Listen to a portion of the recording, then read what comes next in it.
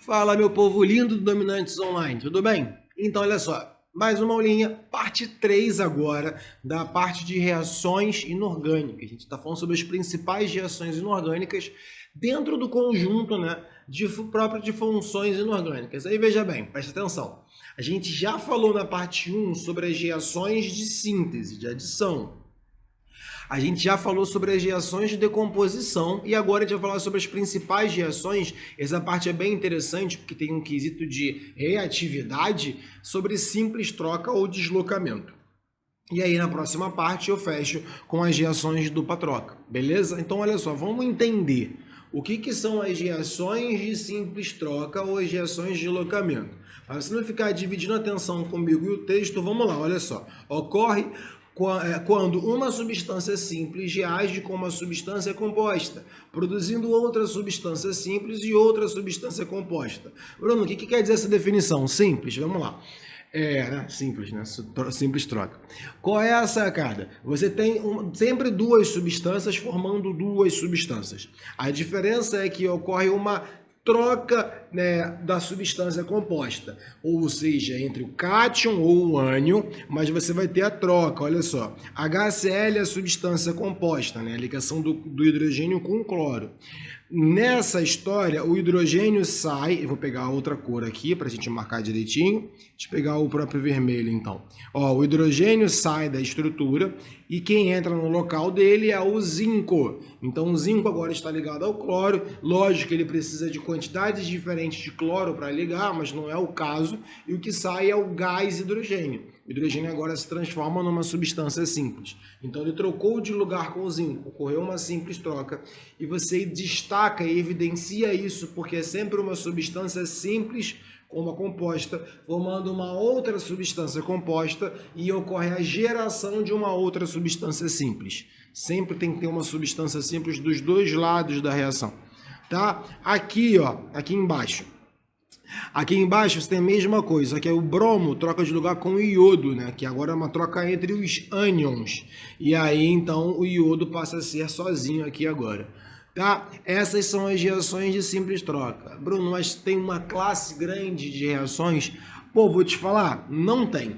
O problema é que a gente trabalha muito o conceito de reatividade. Existem as reações que irão acontecer e as reações que não irão acontecer. Então vamos começar primeiro com a reação de um metal com o sal, né? Lembrando que o sal é uma substância composta e o metal é uma substância simples. O metal ele vai trocar de lugar na parte do cátion.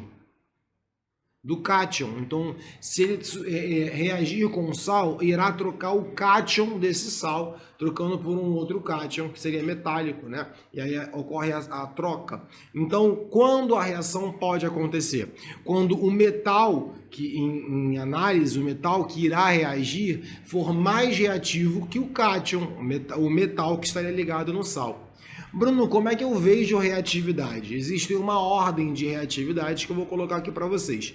Primeiro é o seguinte, quem são os metais mais reativos?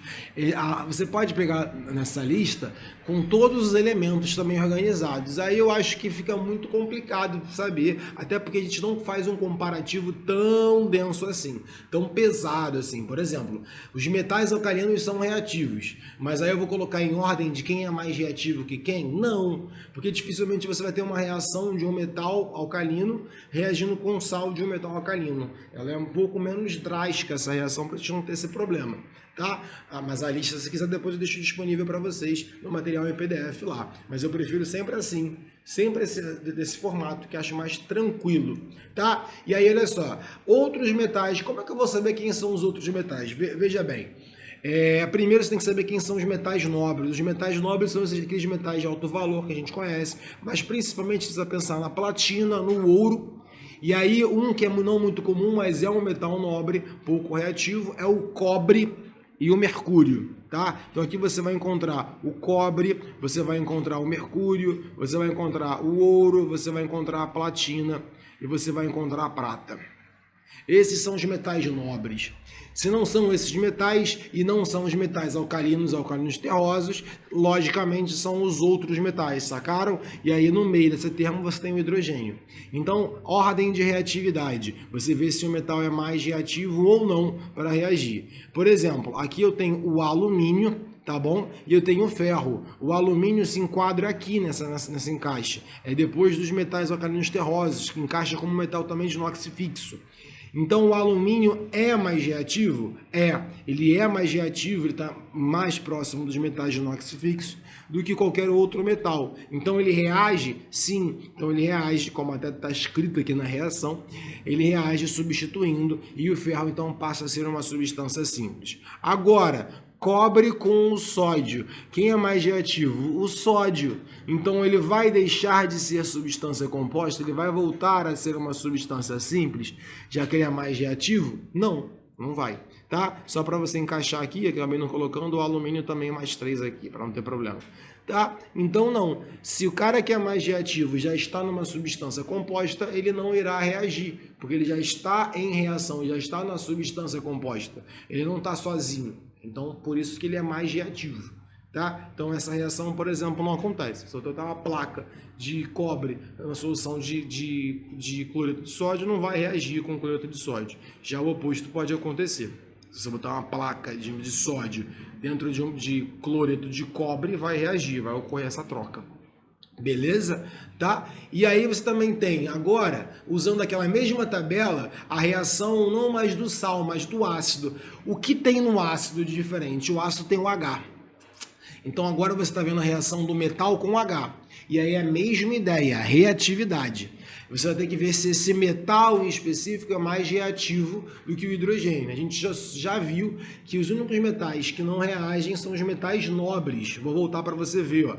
Os únicos metais que são menos reativos com o hidrogênio são os metais nobres. Então, por exemplo, o zinco vai reagir com o ácido clorídrico? Vai. O cobre vai reagir com o ácido clorídrico? Não. Entenderam? Por quê? Porque ele é menos reativo. Então ele não reage, não ocorre a substituição, a troca, nesse caso. Tá, Bruno, entendi. Então vou ter que saber essa ordem de reatividade? Vai. Se para você identificar se a reação está ocorrendo ou não, sim. Se a questão já está te afirmando que ela ocorre, é mais fácil, né? Mas sim, é a ordem de reatividade para ver se a reação tem a tendência a ocorrer ou não. E aí, você tem algumas observações. Como é que você consegue fazer reagir esses metais que são chamados de metais nobres? Né? Existem o que a gente chama de ácidos oxidantes, aí você consegue gerar, que é o ácido sulfúrico e o ácido nítrico. Eles, por exemplo, você pode utilizar para reagir com, sem ser a platina e o ouro, com a prata ou com o cobre. E aí você consegue fazer a reação. Tá? Mas sem ser disso, ou com ácido normal, ou com a água, não irá ocorrer a reação. O cobre, por exemplo, ele reage com ácido nítrico e ácido sulfúrico, que são dois ácidos fortes e ácidos oxidantes. Tem a tendência a oxidar o composto. Lembrando que um metal, quando entra em substância composta, ele sofreu oxidação. Tá bom? E no caso específico da platina e do ouro, também tem uma solução chamada de água régia, que é uma solução com você coloca ácido clorídrico junto com ácido nítrico, aí sim você consegue fazer a substância reagir. Só para deixar a título de curiosidade essas duas aqui, que você consegue até mesmo os metais nobres reagirem, mas em casos bem específicos. Bom, metal com a água. Metal com ácido, você que libera o H+, mas o metal com a água também. Só que aí nesse caso tem que ser bem reativo. Os outros metais não tendem a reagir bem com a água, né? Aí você tem que fazer um aquecimento. Por mais que esteja no deslocamento, você não tem a liberação, você não tem a facilitação do H+.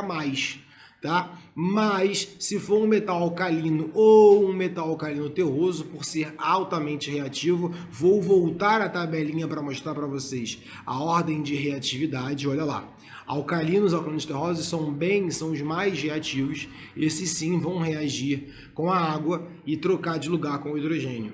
Aqui, ó. o metal, trocando de lugar com um hidrogênio, formando uma base. Então é interessante porque você consegue evidenciar a formação de uma solução básica e a saída do gás hidrogênio. Essa reação é uma reação isotérmica e automaticamente também inflamável, porque o gás hidrogênio é inflamável, tá? Bom, e aí a gente tem o oposto. A única reação que a gente vai trabalhar aqui, que troca de ânions, é a dos hidrácidos, né, H alguma coisa, com os ametais. E aí você tem uma ordem agora, nesse exemplo, vou até colocar aqui agora logo, por exemplo, o ácido, o hidrácido, que é o HCl, com o flúor. Aí eu estou falando que a reação acontece. O flúor é mais reativo que o cloro.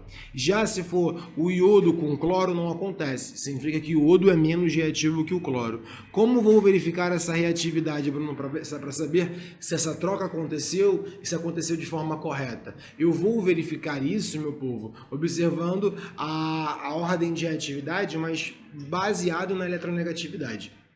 Observei a eletronegatividade, quem é mais eletronegativo? É o mais reativo.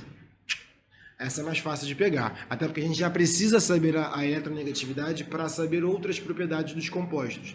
Então fica mais fácil analisar isso. Tá bom? Então, se eu souber a ordem de eletronegatividade, eu consigo saber também a ordem de reatividade desses ametais. Se eles irão tender a substâncias simples ou irão tender, dentro de uma reação, a substâncias compostas. Beleza? Então, olha só, fechamos a parte 3, a gente vai então para a parte 4, que é a parte final de reações orgânicas, e até a próxima. Fui!